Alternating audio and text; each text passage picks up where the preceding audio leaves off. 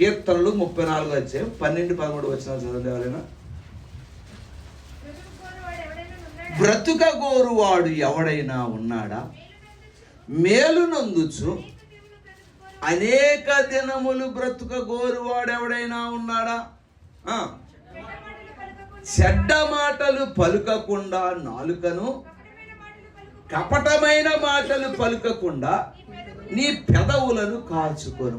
నువ్వు దీర్ఘాయుషు కలిగి మేలు నొందుచు అనేక దినాలు బ్రతకాలంటే ఈ 2 పనులు చేయాలని వాక్యం సెలవిస్తా ఉంది. ఏంటి?